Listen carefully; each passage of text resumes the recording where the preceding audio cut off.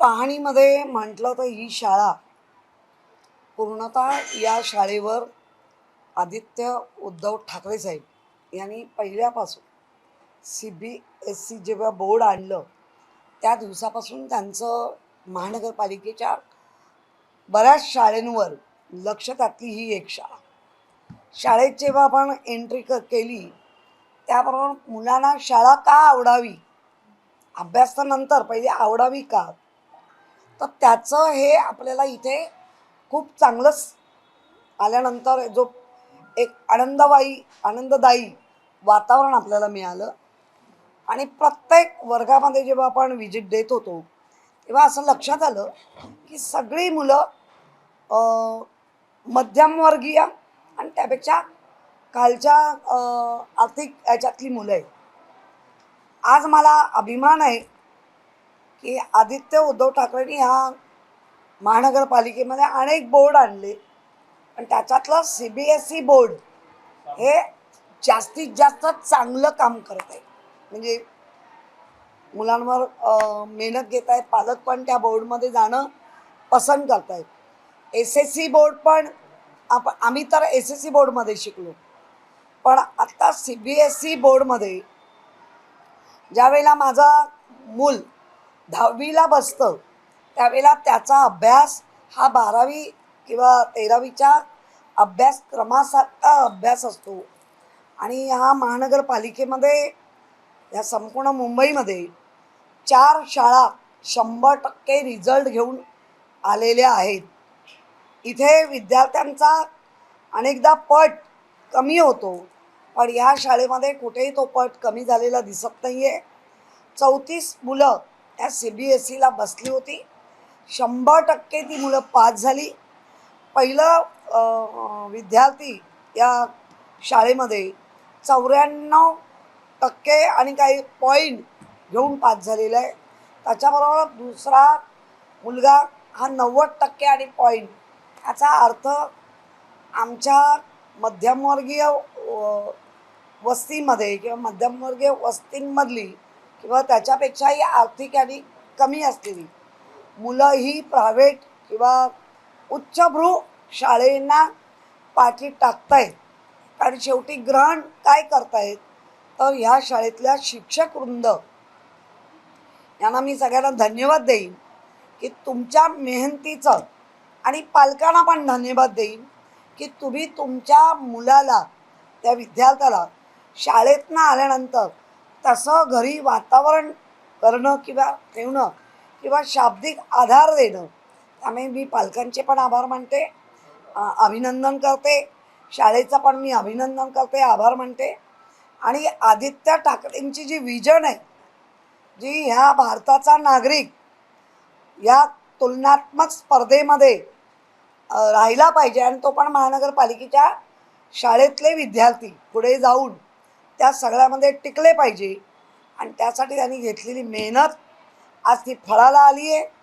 आणि म्हणून अगदी किती कामं असलं तरी पहिलं जाऊन आपल्या विद्यार्थ्यांचं, घरापासून साईनाथ दुर्गे आहेत, स्वतः माधुरी विश्वासराव आहेत, म्हणून ना बाकी सगळे आमचे पक्षाचे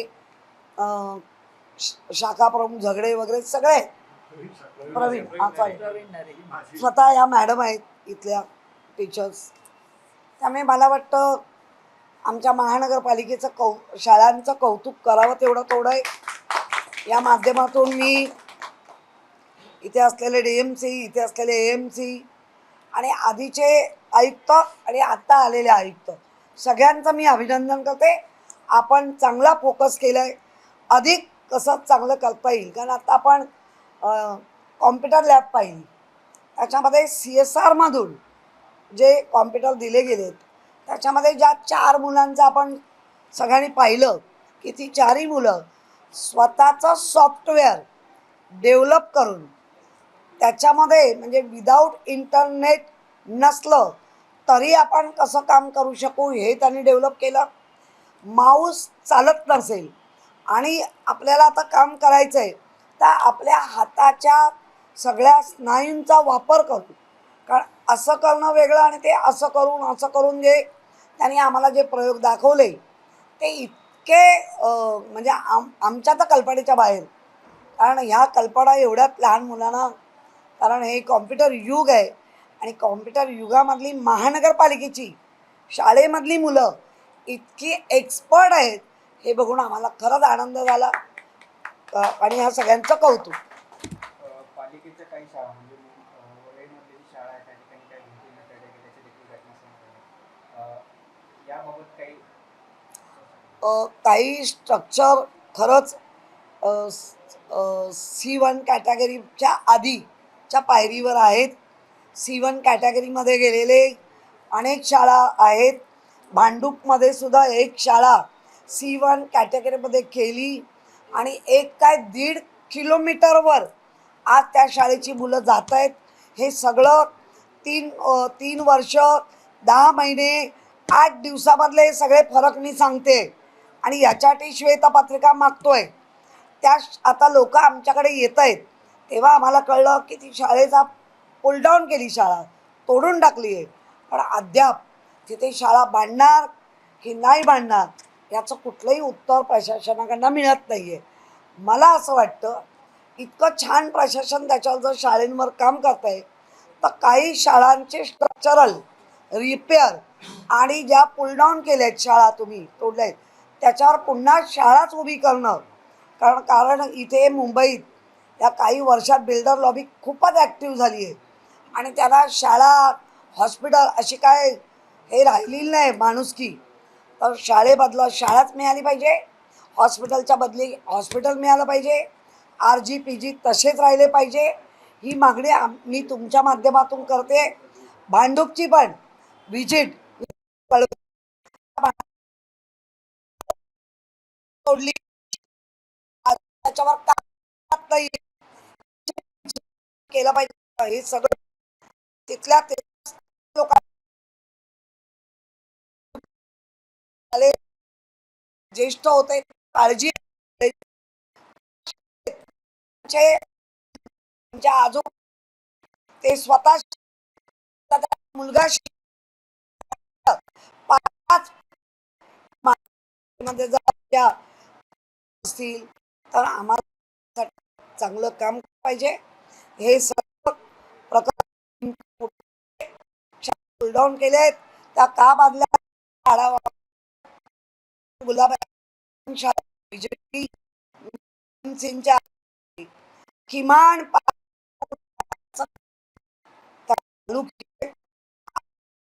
पण ती शाळा पुन्हा जाऊन आल्या भोजन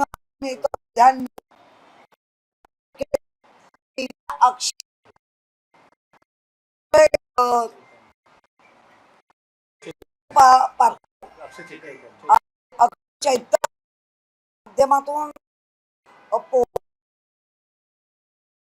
आणि मला ती सवय आहे की जिथे जी मुलं माझी खात आहेत ते आम्हाला खाल्लं पाहिजे.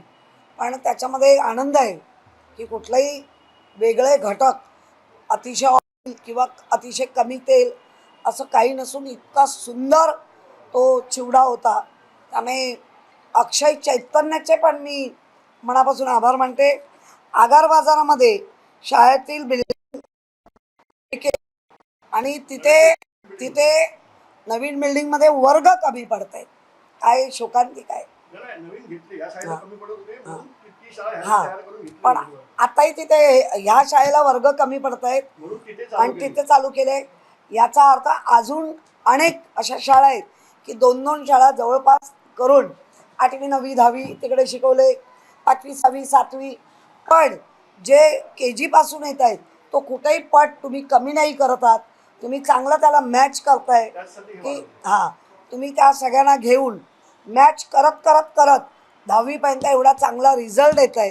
शिक्षक वृंद आणि यांना मी खरंच मनापासून त्यांचे आभार मानते.